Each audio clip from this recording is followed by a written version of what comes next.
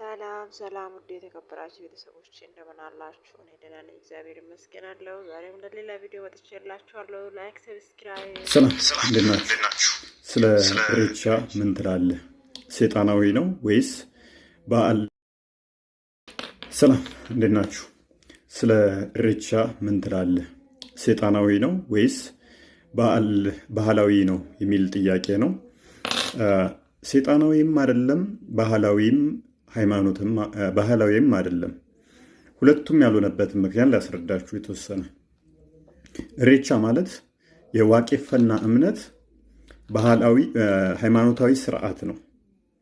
ኢሬቻ ማለት የዋቄፈና ስርዓት የሃይማኖቱ ስርዓት በአመት ሁለት የሚከበር ነው።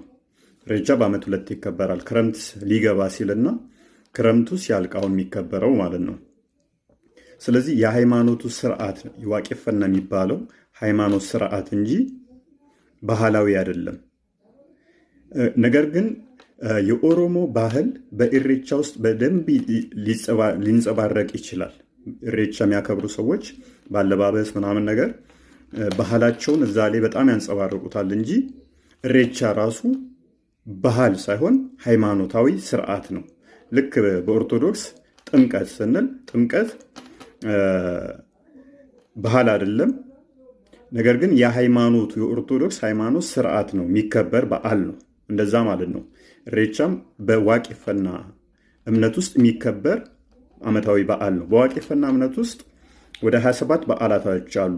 ምክንያቱም 27ቱ ከየት መጡ ካላችሁ በዋቄፈና እምነት ውስጥ ፈጣሪ ፈጥሮ የጨረሰው በ27 ቀን ነው ተብሎ ይታመናል።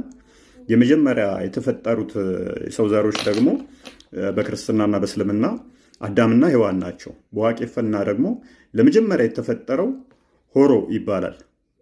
ሆሮ ማለት ጾታ የለውም፣ ወንድም ሴትም አይደለም። ከባህር ውስጥ ከውሃ ውስጥ ነው የወጣው። ይሄ ወንድም ሴትም ያልሆነ ሁለት ቦታ ተከፈለ። ሁለት ቦታ ሲከፈል ወንዱ ሆሮ ተባለ፣ ሴቷ ደግሞ ሆርቱ ተባለች። ሆርቱ ማለት የሚራባ የሚዋለድ እንደማለት ነው። ሆርቱና ሆሮ በሚል ተከፈሉ ማለት ነው። በክርስትናው አዳምና ሔዋን እንደምንላቸው ማለት ነው። ኦሮሞ የሚለው ራሱ ከዛ ስም ጋር የመጣ ነው። ሆሮሞ ተብሎ ነው የሚጻፈው። ግን በኩሽቲክ ሲነበብ ቫውል ከኮንሰናንት ኤች ጋር ሲመጣ ወይንም ደግሞ ኮንሰናንት ቫውልን አስከትሎ ሲመጣ ኤች አትነበብም። ስለዚህ ኦሮሞ ይባላል እንጂ ሆሮሞ ተብሎ አይነበብም። በዛ ምክንያት ከጊዜ በኋላ ግን ኤች እየቀረች ሲጻፍም ኦሮሞ ተብሎ መጻፍ ጀመረ ማለት ነው። ስለዚህ የመጀመሪያው ሰው ሆርቱና ሆሮ በሚሉ ነው የሚታወቁት፣ አዳምና ሔዋን እንደምንላቸው ማለት ነው። በኢሬቻ እምነት ውስጥ ሌላኛው ሴጣናዊ አይደለም ያልኳችሁ ምንድነው? እሱ የዋቄፈና እምነቱ ስገቡ ሴጣን የለም ተብሎ ነው የሚታመነው። ሴጣን የለም ተብሎ ስለሚታመን ኢሬቻ ደግሞ የዋቄፈና እምነት ከሆነ ሴጣናዊ እምነት ሊሆን አይችልም። ምክንያቱም ሴጣን የለም ብለው ስለሚያምኑ ማለት ነው። ዋቃ ጉራቻ ለፈሰሚ ከንሙሜ ይላሉ። ምድርና ሰማይን የፈጠረ ጥቁር አምላክ ይላሉ። ጥቁር የሚሉበት ምክንያት ምንድን ነው? ፈጣሪ አይታይም፣ በሁሉ ቦታ አለ። ጨለማ ውስጥ ያለ ነገር እንደማይታይ ሁሉ ፈጣሪ አይታይም የሚለውን ለመግለጽ ዋቃ ጉራቻ ይባላል ማለት ነው። ስለዚህ በሁሉ ቦታ አለ። ነገር ግን ውሃ ደግሞ ምንድነው? እሱ ቅድም እንዳልኳችሁ ሆሮ ለመጀመሪያ ጊዜ የወጣው ከውሃ ውስጥ ነው ተብሎ ነው የሚታመነው። ስለዚህ ውሃ የልምላሜን መስጫ ነው፣ ከዛ ጋር የተያዘ ነው። ኢሬቻ አንድም ውሃ ቦታ ሄዶ ምስጋና የሚቀረብበት የምስጋና በዓል ነው። አበባ እንትኖች ተይዘው ይኬዳል፣ ለምለም ነገሮች ተይዘው ይኬዳል። ያ ምስጋና ነው። እነሆ የው ክረምቱ አንተ በሰጠህን ዝናብ ይኸው ሰብሉ አፈራ፣ አበበ፣ ቅጠሉ እንደዚህ ለምልሟል ተብሎ ምስጋና ውሃው ጋር ተሄዶ ቅጠሉ ላይ እንዲህ እየተደረገ ሰው ይረጫል። ይሄ የምስጋና በዓል ነገር ነው፣ በዋቄፈና ማለት ነው። ኢሬቻ ምስጋና የሚቀርብበት እንደገና ደግሞ ሰዎች የሚገናኙበት ነው። በክረምት ወቅት ውሃዎች ይሞላሉ፣ ወንዞች ይሞሉና ሰዎች አይገናኙም።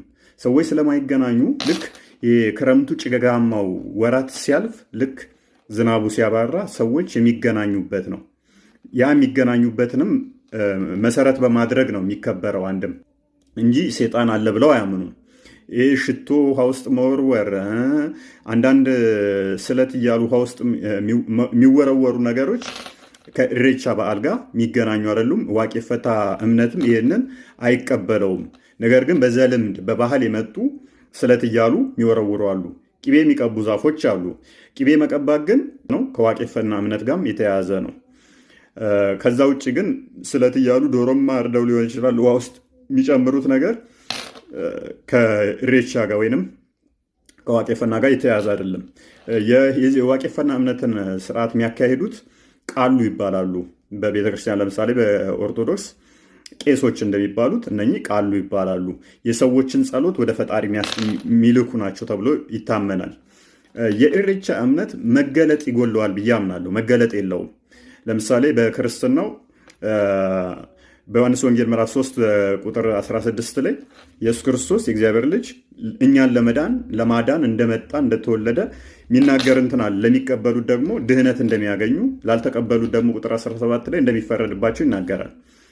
ስለዚህ ይህንን አይቀበልም ኢሬቻ። ይህንን ስለማይቀበል ከክርስትና ጋር የተለያየ ነው ማለት ነው። አልተገለጠም፣ ወይንም ክርስቶስ በስጋ መገለጡን አያምንም ማለት ነው። ስለዚህ ከክርስትና ሃይማኖት ጋር ኮምፕሊትሊ አይገናኝም በዚህኛው ምክንያት ማለት ነው። የመገለጥን እንትን አይቀበልም። ይህ የተለየ ይሆናል ማለት ነው። ሌላኛው ኢሬቻ የምስጋና በዓል ነው ብያቸዋለሁ። በዓመት 2 ይከበራል።